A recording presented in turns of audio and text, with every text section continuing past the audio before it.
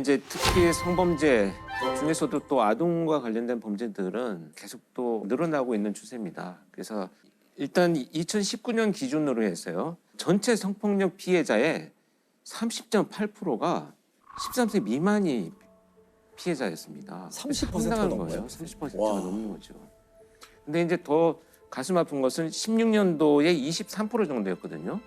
그러니까 19년도까지 3년 사이에 무려 30%로 7% 훨씬 더 증가를 해버렸다는 얘기가 되죠. 네네. 이제 이 아동 성범죄자들의 가장 대표적인 특징은 바로 가까이 있는 사람이라는 겁니다. 특히 이웃 사람.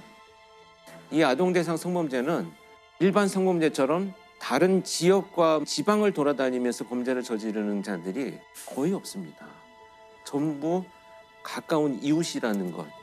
그래서 그들의 특성을 좀 우리가 이해하고 저는 어떻게 예방할 것인가 말씀을 드려보도록 하겠습니다. 2012년에 나주에서 발생한 고종석 아동 성범죄를 좀 살펴보자 했다. 고종석 사건. 예. 워낙 잔혹한 사건이 되다 보니 네. 범행 동기와 심리적인 특성을 분석을 하라는 이제 지시를 받고 나중에 면담을 했습니다. 그래서 한 2시간 반 정도 직접 만난 사건이기 때문에 훨씬 내용을 좀 잘 알고 있는데요. 2012년 8월 29일 날입니다. 이 고종석이라는 자가 피해자 그 A양의 어머니를 동네에서 우연히 만납니다. 그리고 아이들 잘 지내죠라고 인사말을 건네니까 그렇다라고 헤어졌는데 이 고종석은 그 길로 바로 A양의 집으로 향합니다. 자신의 집과 그 이 피해자인 A양의 집은 불과 250m 떨어져 있는 가까운 거리였었죠. 그러니까 말 그대로 이웃 사람이네요. 바로 이웃 사람입니다. 네. 그리고 평소에도 알고 있었고요.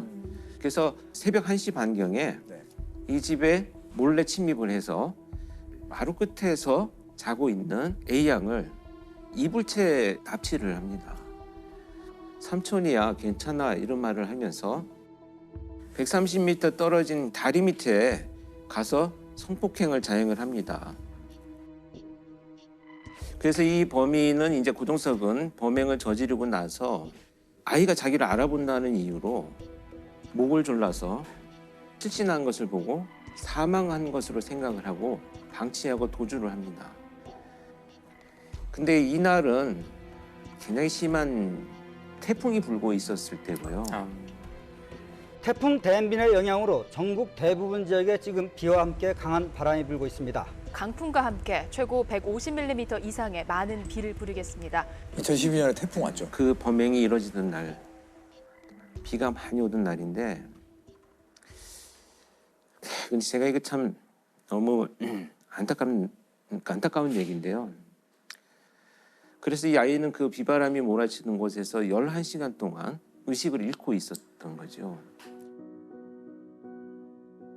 그리고 나서 잠이 깨어가지고 의식이 돌아온 상황에서 네.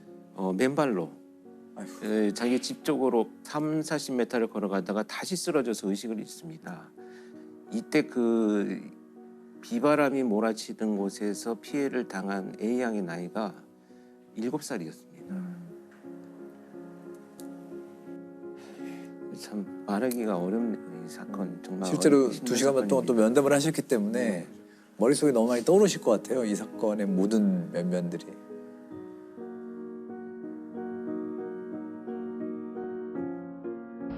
피해 어린이가 발견된 곳입니다. 어린이는 어제 태풍의 장대비를 알몸으로 맞으며 경찰에 발견될 때까지 12시간 동안이나 이곳에서 고통과 두려움에 떨어야 했습니다. 피해 어린이는 응급수술을 받은 뒤 안정을 취하고 있지만 아직도 충격에서 벗어나지 못하고 있습니다. 그래서 수사가 전개가 됐는데요. 이제 아이의 진술을 들으면서 이제 가장 먼저 용의자를 선정을 해야 되기 때문에 들어보니 아이가 삼촌이라는 표현을 썼다라는 것을 통해서 나이가 그렇게 많은 사람은 아니구나. 뭐 20, 30대 연령 정도구나. 그리고 다른 특징이 무엇인가 했더니 아이가 영민하게도 검정 어두운 옷을 입고 있었는데 머리가 굉장히 짧았다라는 진술을 합니다. 그리고 비바람이 몰아치는데 이 장소라는 걸 본다면 차가 없었을 것이고 지역 내에 있었을 것이다. 이런 그 이제 수사에 압축을 했었는데요. 이런 것을 통해서 35시간 만에 순천에 있는 한 PC방에서 잠복을 하고 있다가 검거를 하는데요. 정말 이 분노할 것이 검거하는 순간의 경찰관 이야기를 들어보면 PC방에서 나주 성폭행범이라는 용어를 뉴스를 검색을 하고 있었다는 거예요. 그러니까 자기가 저지른 범죄에 대해서 얼마나 드러났는지, 아이는 살았는지 죽었는지 자기가 확인하고 보고 있었다, 이런 것이 밝혀져서 정말 분노했었죠. 분노. 여자 어린이 성폭행 사건의 용의자 25살 고모 씨가 경찰에 붙잡혀 들어오자 시민들의 분노가 폭발합니다. 고 씨는 죄송하다면서도 검증이 끝날 무렵엔 후련하다는 말까지 했습니다. 그래서 구동성은 잡힌 뒤에 뭐라고 얘기를 했나요? 일단은 이제 본인이 나는 술에 취해 있었다, 이렇게 주장을 하는데요. 그럼 약간 술김에 그랬다라는 얘기는 자기 약간 우발적으로 그랬다라는 그렇죠. 거를 결국은, 던지려고. 네, 형량에 관련된 변명을 하려고 하는 얘기인데요. 상당히 많은 이제 계획성이 드러나고요. 그날 저녁에 이제 어머니를 만났다고 했잖아요. 그때 의도적으로 질문을 한 것도 의도성이 있는 것이다, 이렇게 생각을 합니다. 그리고 이제 저는 그 이불 자체를 가져갔다는 것이 범행 장소를 이미 선정해 놓고 있지 않았는가 하는 생각이 듭니다. 왜냐하면 돌바닥에서, 다리 밑에 돌바닥에서 저희가 성범죄를 저지르려면 필요한 도구의 하나로 생각을 이미 하지 않았는가 하는, 계획적인. 계획성의 어떤 의미를 갖고 있다, 이런 생각이 들고요. 근데 이제 경찰 조사에서 뭐가 드러났느냐 하면 이 A양의 언니를 내가 대상으로 했었다는 거예요. 그래서 오래전부터 동네에서 잘해주고 과자도 사주고 이렇게 지켜봐 왔다는 거죠. 저도 참 이거 면담을 하면서도 황당했던 진술 중에 하나인데, 그 아이가 그날 거기서 자고 있었던 것이 운이 없었던 겁니다. 이렇게 저한테 면담을 하면서 이야기를 했습니다. 근데 제가 정말 많은 범죄자들하고 마주 앉아서 감정을 억누르고 정보를 얻어내기 위해서 질문들을 해왔지만 이런 범죄자 사실 많이 경험하지 못했습니다. 특히 피해자를 살해하려고 했던 의도를 자기 말로 드러냈었습니다. 이미 죽은 줄 알았어요. 목을 졸라서 사망한 것으로 생각을 했어요. 이렇게. 그래서 자신의 행위로 인해서 남들이 불편함을 겪거나 고통스러운 것을 애초에 좀 고려하지 않는 사이코패스 성향의 판단이 되죠. 그래서 당시에 이제 법원이 결국은 무기징역을 선고를 하고요. 우리나라에서 처음으로 화학적 거세를 선고를 합니다. 집에서 잠자던 초등학생을 성폭행한 혐의로 기소된 고모 씨. 대법원은 무기징역과 함께 성충동 약물치료 5년, 전자발찌 부착 30년을 선고했습니다. 검찰은 피해 초등학생 A양이 성인도 견디기 어려운 큰 수술을 2차례나 받고 또 성폭행 사건이 없었던 1살대로 돌아가고 싶다는 피해자의 충격 등을 고려해달라고 말했습니다. 법정에서는 A양의 어머니가 흐느끼는 목소리로 A양이 재판장에게 쓴 편지를 읽었습니다.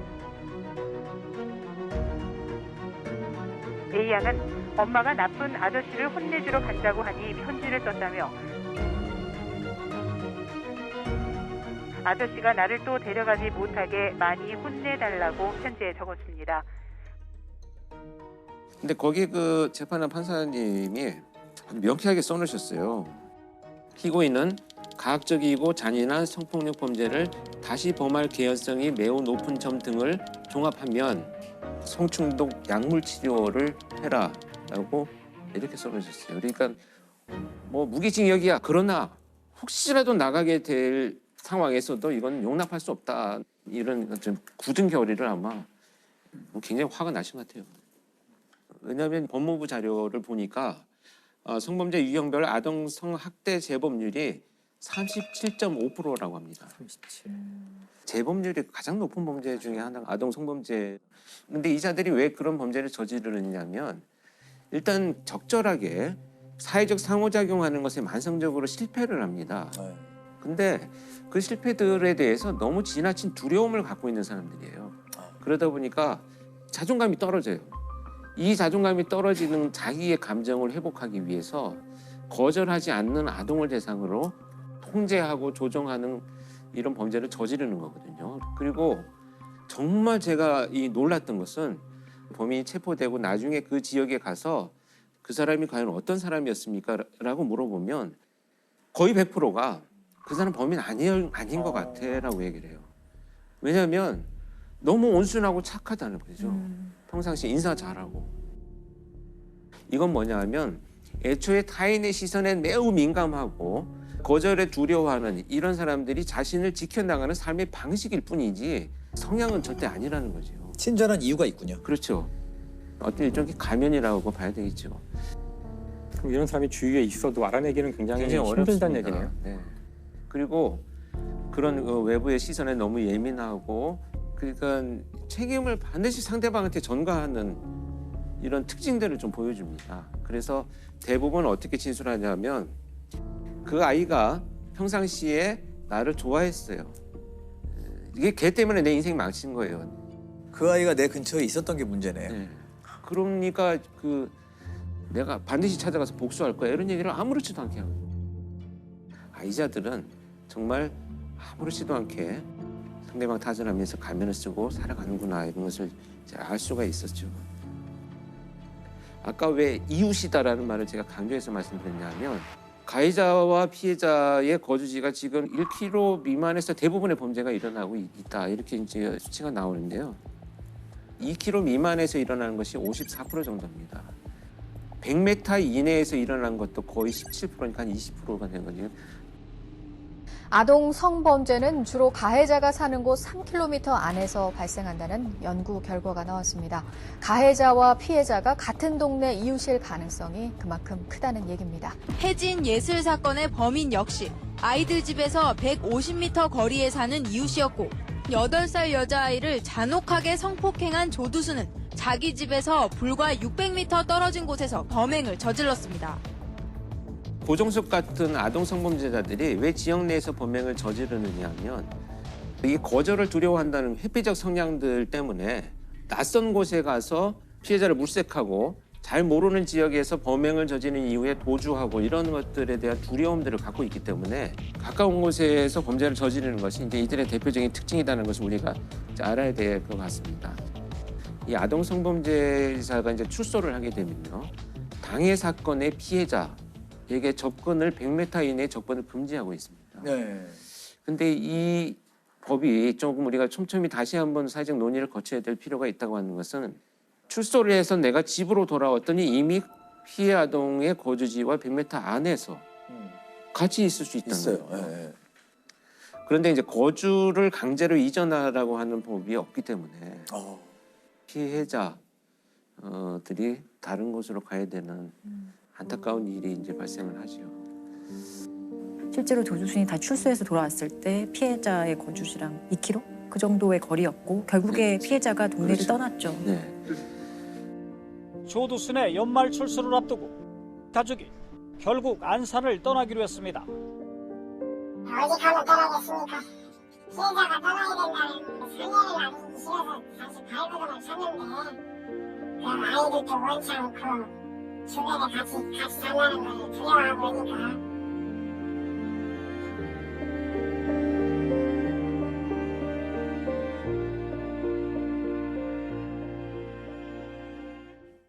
성범죄는 저는 굉장히 끔찍한 장면들을 많이 보았기 때문에 굉장히 예방에 대해서도 아이들이 좀 현실적으로 이해할 수 있는 교육을 시켜야 되는데 낯선 사람 따라가지 마라는 얘기는 부모님들한테 많이 들어서 알고 있는데 왜 따라가면 안 된다는지는 아이들은 몰라요. 그래서 아동 성범죄자들의 1번이 도움 요청이에요. 물건 좀 들어줄래?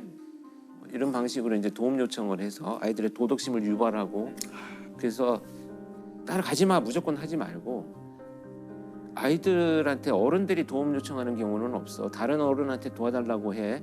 이렇게 가르치는 게 오히려 현실적이다. 저는 이렇게 생각을 하고요. 그리고 지금 통계를 보면요. 대부분 이제 결국은 아동들이 유인되거나 끌려가는 곳들이 다 공원, 놀이터 이런 곳입니다. 아이들이 분명히 있는 곳들에서 많이 이루어지는 범죄들이고요. 발생 장소 주변에 우리 이제 감시망이라는 게 있잖아요. CCTV나 이런 도시 설계 구조를 통해서 위험률은 저는 굉장히 낮출 수 있다고 보거든요. 네, 자제하겠죠. 할 수 있는 최대한의 방법들을 강구해서 발생의 어떤 예방 이런 것을 병행해야만 조금이나 줄어들지 않을까 하는 생각을 합니다.